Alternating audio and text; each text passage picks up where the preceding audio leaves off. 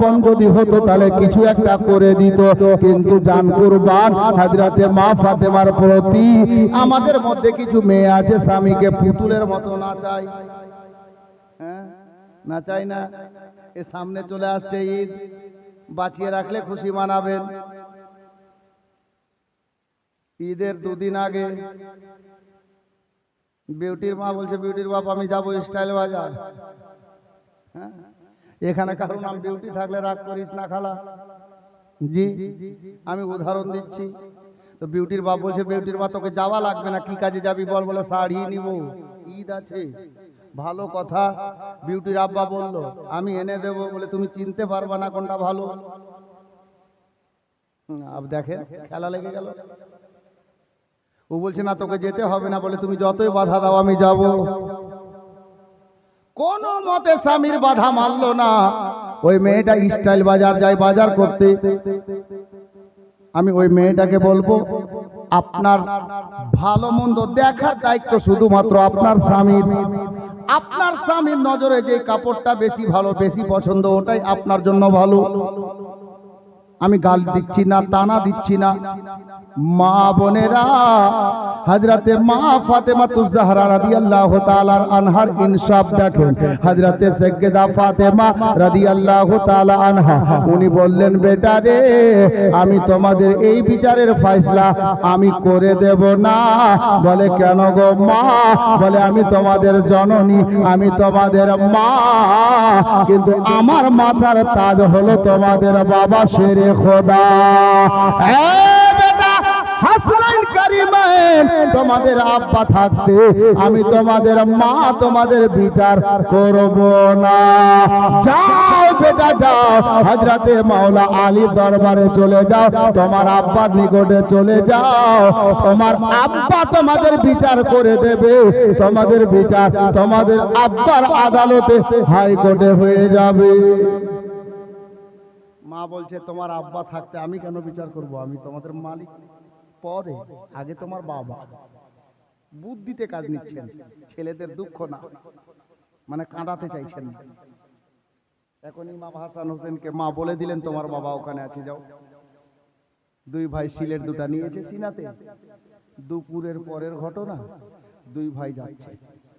মাওলা আলী কিছু দিওয়ানাকে নিয়ে এরকম বসে আলোচনা করছেন। আলী কোন ব্যক্তি জানেন? আলী কার নাম জানেন? হ্যাঁ, এক বাক্যে বলছি, আপনি হালালি না হারামি আলী না দেখে বলে দিতে পারেন। কুফার ঘটনা আছে একটা। জি, কে হালালি আছে আর কে হারামি আছে এটা আলী বলে দিবেন। আলী ওই হস্তির নাম। শব্দটা যদিও শুনতে ভারী লাগছে, কিন্তু এটাই বাস্তব। হযরতে মাওলা আলী কাররামুল্লাহ ওয়াজহুল কারীম কিছু লোককে নিয়ে বসে আলোচনা করছেন, নবী দিওয়ানাদেরকে নিয়ে। দেখছেন হঠাৎ করে হাসনাইন কারিমাইন চলে আসছে। আলোচনা বন্ধ, আলোচনা বন্ধ। আলী দেখছেন দুই বেটা এদিকেই আসছে। আলী দাঁড়ালেন, দুই বেটাকে কোলে জড়ালেন, কপালে চুমা দিলেন। বাবা কি খবর? বলে আব্বা জান। এখন লোকগুলো দেখছে, আব্বা জান আজকে আপনার দুই বেটা ঘরের মধ্যে বসে হাতের লেখা লিখেছে। আপনার বেটা হাসান বলছে আমারটা বেশি ভালো, আমি হুসেন বলছি আমারটা বেশি ভালো। তো কি হলো রে বাবা?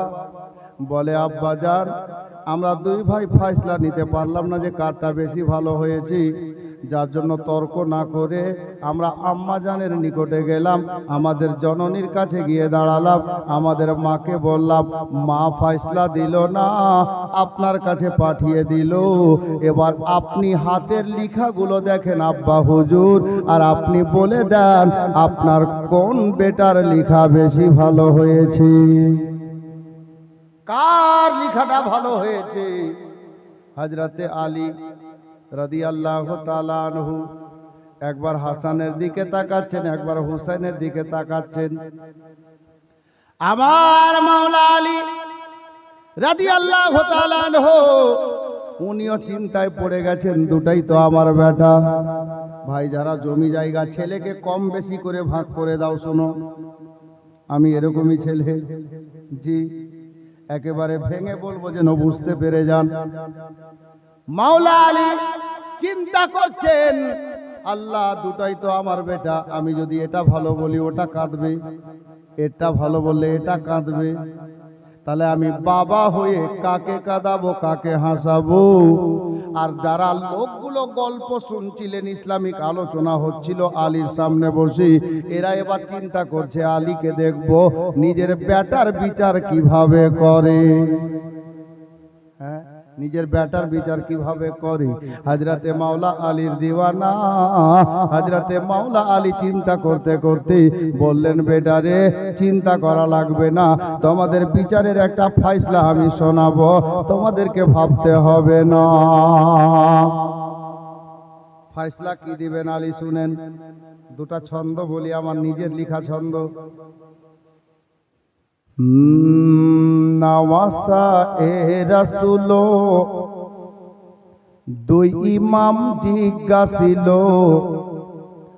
নওয়াসা এ রাসূল, দুই ইমাম জিজ্ঞাসিল, মাগো একবার বলো লিখায়ে কার ভালো, মাগো একবার বলো লিখায়ে কার ভালো। দুই ইমাম তাকিয়ে আছে মায়ের পানে, মা ফাতেমা ভাবে মনে মনে, মা ফাতেমা ভাবে মনে মনে, দুই ইমাম তাকিয়ে আছে মায়ের পানে, মা ফাতেমা ভাবে মনে মনে, লিখা ভালো বলি আমি কার কেমনে, শোনো গো মানিক আমার, তোরা যে দুই ফাতেমার টুকরা দুই কলেজার, লিখা খারাপ বলি কার, টুকরা দুই কলেজার, লিখা ভাল খারাপ বলি কার। তোরা তো দুটাই ফাতেমার ব্যাটারে, হ্যাঁ, আমি ফাতেমা কারটা খারাপ বলবো আর কারটা ভালো বলবো? আহা, দুই মামা তাকিয়ে আছে মায়ের পানে, ব্যথা দিব আমি কার পরানে। দুই ইমাম না বুঝিল, বারে বারে জিজ্ঞাসিল, কি মাগো একবার বলো লিখায়ে কার ভালো, মাগো একবার বলো লিখায়ে কার ভালো। হযরতে মাওলা আলীর কাছে মা ফাতেমা পাঠাচ্ছেন,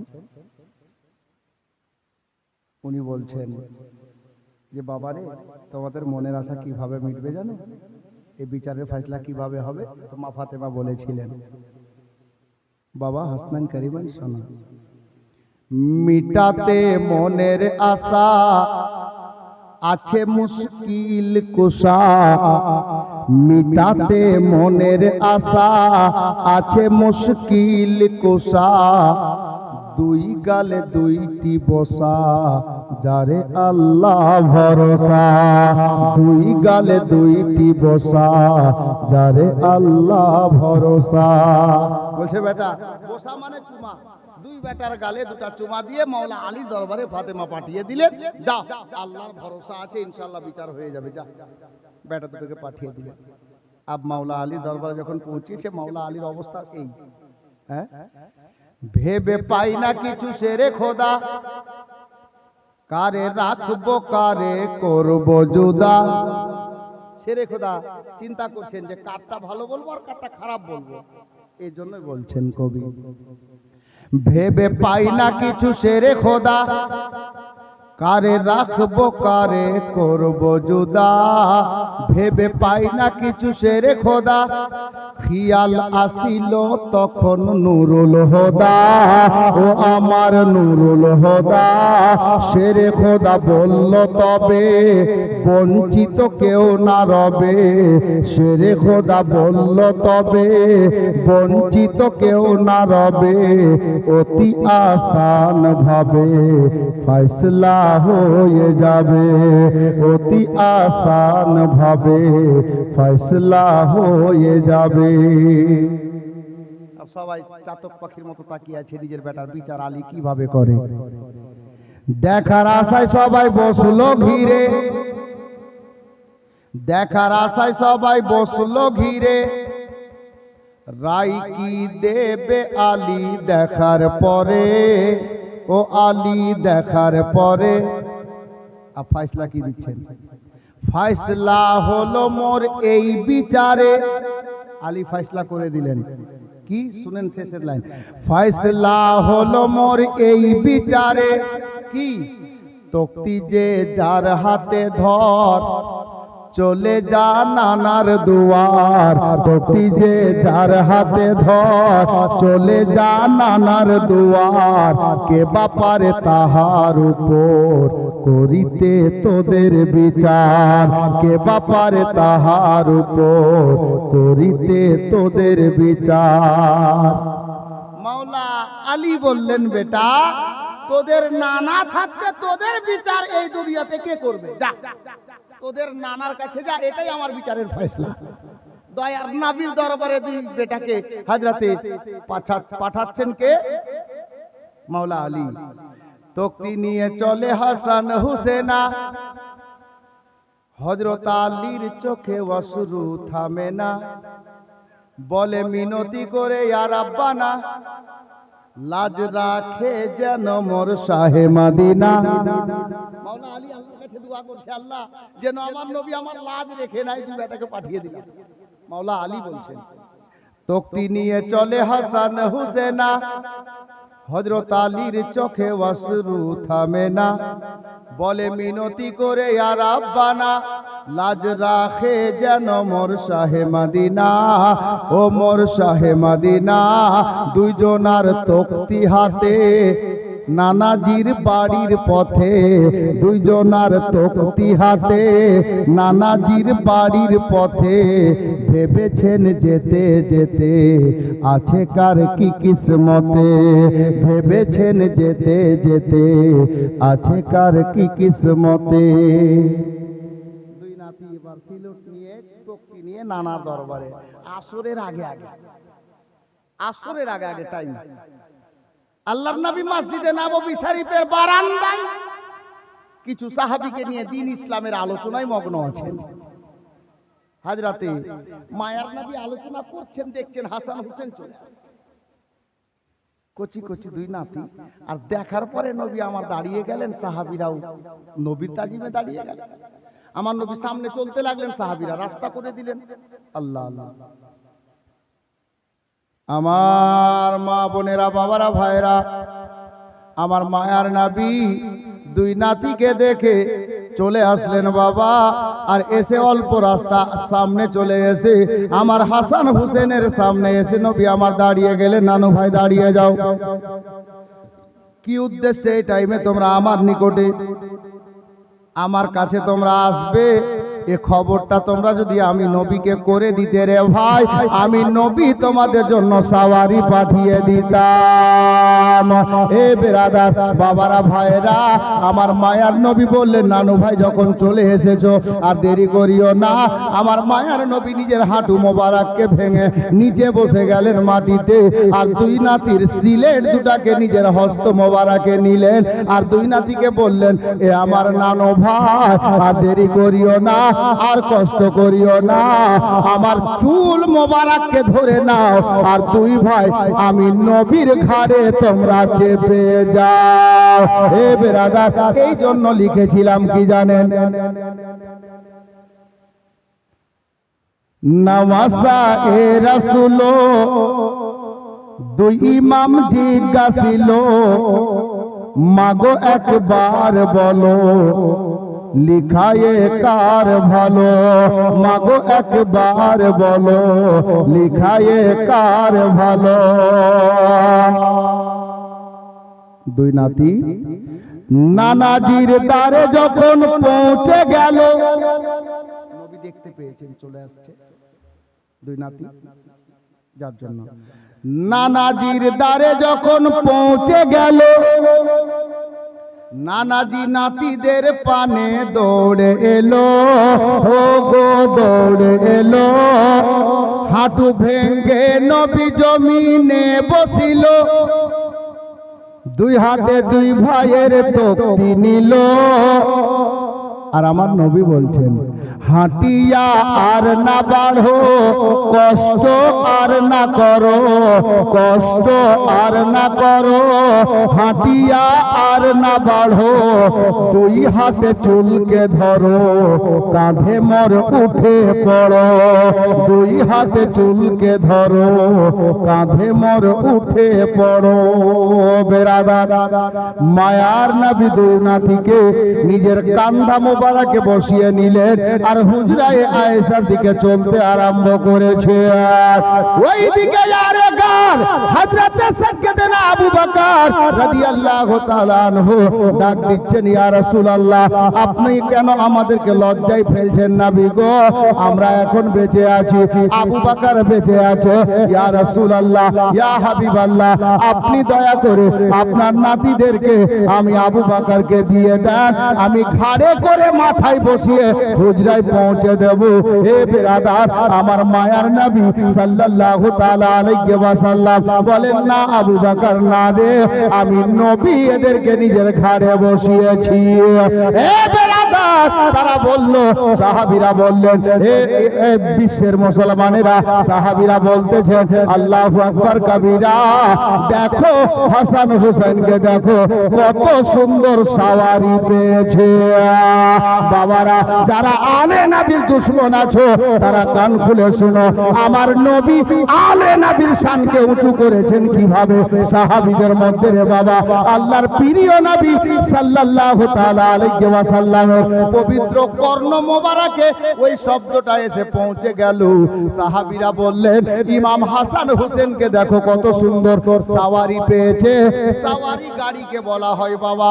বাবারা, ভাইরা, আমার হাসান হোসেনের নানা কালী কামলি ওয়ালে আকা তাজদারে মদিনা সাল্লাল্লাহু তাআলা আলাইহি ওয়াসাল্লাম উনি বলছেন, সাহাবীরা রে, তোমরা শুধু গাড়ি দেখিও না, সাওয়ারি দেখিও না, ওই গাড়ির প্যাসেঞ্জারকেও লক্ষ্য করো। যেমন আজমতওয়ালা প্যাসেঞ্জার হয়, তেমন আজমতওয়ালা আলিশান গাড়ি হয়। প্রধানমন্ত্রীকে বলিয়েন তো যে টোটোতে চল আমাদের দাঁড়িয়াপুর যাবে, দেশের প্রধানমন্ত্রী। হ্যাঁ, সুবহানাল্লাহ। আর আপনি মুর্শিদাবাদের কোন বক্তাকে নিয়ে আসবেন, কালিয়াচকে নাম লোক, হুজুর চলেন টোটোতে, চল ভালো বাতাস লাগবে। হ্যাঁ, আমি বলতে এটাই চাইছি বাপ, যদিও উদাহরণটা উচিত হলো না দেওয়া। হ্যাঁ, বুঝার ক্ষেত্রে চট করে বলে দিলাম, যে যেমন ক্যাটাগরির লোক হয় তেমন ক্যাটাগরির গাড়ি হয়। নইলে দেখবেন কদিন পরে কাটরা যাবে। ট্রেনে তো এলাও নেই, কিন্তু এলাও যখন ছিল তখনকার কথা বলছি। কিভাবে যেতেন? ট্রেনে যেতেন। দেখতেন দারিয়াপুরেরই মানুষ, একটা মানুষকে দেখলাম, হাজী সাহেব গেলেন, আপনার কি বলে ফার্স্ট টায়ার A1, টিকিটের মূল্য 3500। এবার মাস্টার সাহেবকে দেখলাম, উনি গেলেন B1, মানে 2200। হ্যাঁ, আর একজনকে দেখলাম B3, মানে 1500। একজনকে দেখলাম স্লিপার কোচ, মাত্র 700। আর একটা লোককে দেখলাম, লোকটা খেটে খায় কোনো মতো ভাবে, কিন্তু উরুসে যায়। ওকে দেখেন গেল কাটরা, ট্রেন ওটাই, ওর বগি হলো পিছন দিকে। ওর খরচ কত? বলে 360। ট্রেন একটাই, মানুষ সবটাই দাঁড়িয়াপুরে, গেল একই জায়গাতে কাটরা। হ্যাঁ, কেন চেঞ্জ হলো বগি? ওই হাজী সাহেব ভালো কোয়ালিটির লোক, ওর কোয়ালিটি আপনার সিট ওই কোচেই আছে। আমি বুঝাতে এটাই চাইছি, যে যেমন কোয়ালিটির হয় তার গাড়ি ওই ধরনের হয়। অনুরূপ ইমাম হাসনাইন কারিমাইন আলে নবী আওলাদে আলী সাহাবীরা বললেন ইয়া রাসূলুল্লাহ আমরা নিয়ে যাই ঘরে। বলে না বাবা আমি নবীকেই নিয়ে যেতে দাও। হযরতে গেরামি সাহাবীরা বললেন ইমাম হাসান হোসেনের কিসমত এত সুন্দর গাড়ি পেয়েছে। তো হযরতে গেরামি নবী পাক বললেন এই সাহাবীরা তোমরা শুধু গাড়ি দেখিও না প্যাসেঞ্জারও দেখো। যেমন গাড়ি তেমন প্যাসেঞ্জার। নানা নবীদের সর্দার তো নাতি জান্নাতি জওয়ানদের সর্দার। বাবা ওয়ালায়াতের ভান্ডার তো মা জান্নাত রানীদের সর্দার। বাড়িতে সর্দার আর সর্দার আছে। বেরাদার হযরতে হাসনাইন করিমাইনকে নিয়ে হুজরায়ে আয়েশায় ঢুকলেন। কে? আমার নবী। হুজরায়ে আয়েশায়। হুজরায়ে আয়েশা কোনটা ছিল? বর্তমানে যেখানে আমার নবী আরাম করছেন, যেই গুম্বাদে খাজরার নিচে, ওখানে ঢুকলেন।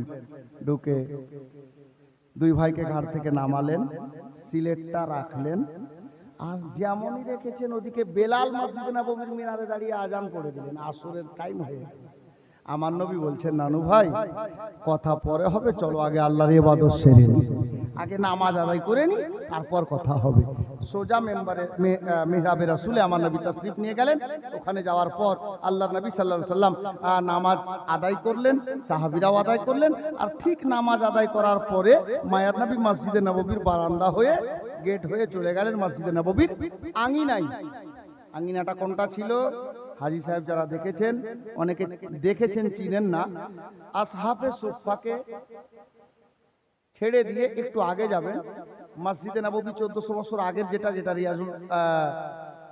রিয়াজুল জান্নাহ, জান্নাতের কিয়ারি, নবী পাকের রওজা লেগে এই মসজিদটার পিছন সাইডটা চতুর্দিকে ছাদ আর মাঝখানে 6টা ছাতা আছে। গুনতি করে 6টা পিলার, যে ছাতাগুলো আপনারা দেখছেন ফেসবুকে, আপনার গুগলে, তো ওই ছাতাগুলো আছে মাঝখানে 6টা। ওটা চিহ্ন রাখা আছে যে 1400 বছর আগে এটাই ছিল মসজিদে নববীর আঙিনা।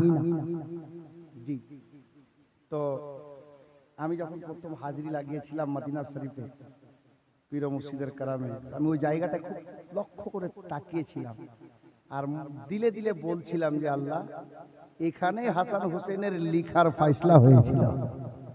তবে এই জায়গা না ওই জায়গা বলতে পারছি না, তবে এইটুকুর মধ্যে জায়গাগুলো খালি নজরে ভাসছিল। তো বেরাদার হযরতে গেরামি নবী পাক সাল্লাল্লাহু তাআলা আলাইহি ওয়াসাল্লাম ওই আঙিনায় তাশরিফ নিয়ে গেলেন। দুই ভাই সামনে, নানা নাতিদেরকে ডাক দিয়ে বলছে নানু ভাই বলো তো কি উদ্দেশ্যে আমার এখানে এখন এই টাইমে? বলে না না একটু দাঁড়ান আসছি। দুই ভাই লাগালেন দৌড়। কোথায়? মা আয়েশার হুজরায়, নানি জানের হুজরায়। ওই যে সিলেট রাখা আছে, সিলেট দুটো নিয়ে আসলো, নিয়ে এসে নানাকে দিল। হুজুর এই ব্যাপার, পূর্ণ ঘটনা বললেন। আমি দুটা ছন্দে শেষ করছি। নওয়াসা এ রাসূল দুই ইমাম জিজ্ঞাসিল মাগো একবার বলো লিখায়ে কার ভালো, মাগো একবার বলো লিখায়ে কার ভালো। এবার নবীকে দুই নাতি কি বলছিলেন? ইয়া রাসূলুল্লাহ আম্মা জান না বলিল, আব্বা জান পাঠিয়ে দিল। আম্মা জান না বলিল, আব্বা জান পাঠিয়ে দিল। নানা এবার তুমি বলো লিখায়ে কার ভালো, নানা এবার তুমি বলো লিখায়ে কার ভালো। আমার নবীও দেখে চিন্তায় পড়ে গেলেন। একই অবস্থা, বাপ মায়ের মতোই অবস্থা। উনি দয়ার নবী, যার জন্য এটা সায়েন্সের ভাষা।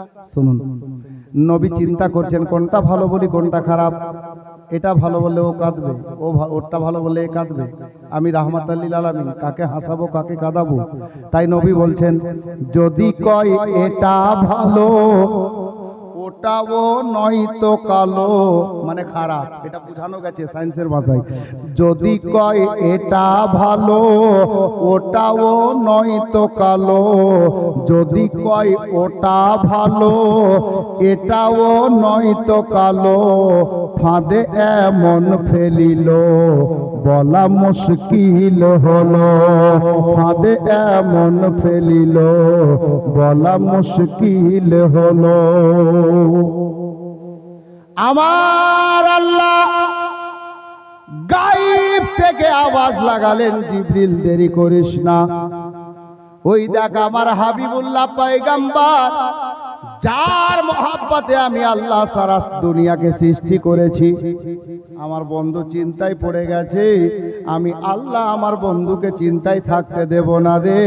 যা জিবরিল যা যা, তাড়াতাড়ি যা রে, আমি তোকে বলে দিলাম এই কাজটা কর, আমার বন্ধুকে গিয়ে বল আমার বন্ধু যেন চিন্তা না করে, আমার বন্ধুর নাতি দুটার বিচার আমি আল্লাহ নিজেই করে দেব। বাবারা, হযরতে জিবরিল আমিনকে আমার আল্লাহ বলে পাঠালেন। জিবরিলকে বললেন, জিবরিল যাও জান্নাতের মধ্যে যাও, জান্নাত থেকে একখানা আপেল নাও, যাকে সেব বলা হয়। একজন রাইটার লিখেছিলেন বেদানার ব্যাপারে, বেশিরভাগ রাইটার সেবের কথা লিখেছেন, আপেলের কথা লিখেছেন, কিন্তু যিনি বেদানা লিখেছিলেন আনার বা ডালিম যাকে বলে, ওটাও ঘটনা একই বুঝাতে চেয়েছেন, আল্লাহ বেশি জানেন। তবে সেবের ব্যাপারে অনেকটা কিতাবে লেখা আছে। বাবা, হযরতে জিবরিল আমিন জান্নাতে গেলেন, একটা আপেল নিলেন, একটা সেব নিলেন, আর ওই সেবটা নিয়ে দুনিয়াতে নাজিল হলেন মদিনাতে। আমার নবীকে বলেন, ইয়া রাসূলুল্লাহ, ইয়া হাবিবাল্লাহ, আপনি চিন্তা করবেন না, আপনার নাতি দুটোর বিচার আমার আল্লাহ স্বয়ং করে দেবে, এই কাজটা আপনি করে দেন। এ বেরাদার, দুই সাইডে দুই জায়গাতে দুই ভাইয়ের তক্তি রেখে দেওয়া হলো, সিলেট দুটা রেখে দেওয়া হলো, আর তারপরে মায়ার নবী মাঝখানে দাঁড়িয়ে গেলেন, ওই আপেল খানাকে আসমানের দিকে চালিয়ে দিলেন। আল্লাহ পাক পরওয়ারদিগার গায়েব থেকে আওয়াজ দান করলেন, জিবরিল দেরি করিস না রে, যা জান্নাতি অস্ত্র নে, জান্নাতি যন্ত্র নে। আর আমার বন্ধু আপেল খানা আসমানের দিকে ছুড়ে দিয়েছে, উপরে আপেল খানাকে ধরে নে, আর আপেলটাকে সমান ভাগে দুই ভাগে ভাগ করে দে, দুই ভাগে বিভক্ত করে দিয়ে ওই দুইটা সিলেটে ছেড়ে দে। এ বেরাদার, আমার মায়ার নবীকে বলে গেছেন জিবরিল, ইয়া রাসূলুল্লাহ, ইয়া হাবিবাল্লাহ, নবী গো, আল্লাহর হুকুম হলো এটা, আপেলটা চালাবেন, উপর থেকে আপেল নিচে আসবে, যেই সিলেটে আপনার কি বলে দুই সিলেটে ভাগ হয়ে পড়বে, যেই সিলেটে সব থেকে বেশি পড়বে, যার বংশে বেশি পড়বে তার লেখাটা হবে বেশি ভালো, এটাই আল্লাহ বলে পাঠিয়েছেন। আল্লাহু আকবার কবীরা।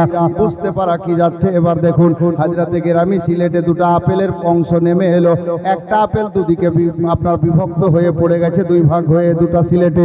এ বেরাদার, আমার নবী বললেন, নানু ভাই, তোমরা নিজে নিজের সিলেটের আপেলটা তুলে নাও, আর দেখো দেখো কার অংশে বেশি এসেছে, কার অংশে কম এসেছে, দেখে নাও। যার অংশে বেশি এসেছে তার লেখাটা হবে বেশি ভালো, আর যার অংশে কম এসেছে তার লেখাটা হবে কম ভালো। এ বেরাদার, দুই ভাই সিলেট থেকে আপেলটা তুললেন, দেখা গেল, হিসাব করা গেল, মেপে দেখা গেল, এক কথাই বলি, দুই ভাইয়ের সিলেটে যে আপেলটা পড়েছে বাবা, এক চুল পরিমাণে কম বেশি হলো না, দুই ভাইয়ের অংশটাই সমান হয়ে গেল। ইমাম হাসান হোসেনের দিওয়ানারা শোনো গো, বুঝতে পারা গেল এই বিচারটা করে দিলেন আল্লাহ, আর আল্লাহ এটাই বুঝিয়ে দিল জগৎবাসীরা, রে বাপও চাইলো না, মাও চাইলো না হাসান হোসেনের চোখে পানি আসুক, আমার নবীও চাইলো না যে আমার নাতিরা কাঁদু, আমার আল্লাহও চাইছেন না যে আমার ইমাম হাসান হোসেনের চোখে যেন পানি না আসে। দুই ভাইয়ের লেখায় সমান হয়ে গেল। আমার নবী বললেন, নানু ভাই, এটাই ফয়সালা হলো তোমাদের লেখার, কাহার লেখা খারাপ হয়নি, তোমাদের দুই ভাইয়ের লেখায় সমান হয়েছে। ফয়সালাটা করে দিলেন স্বয়ং আল্লাহ।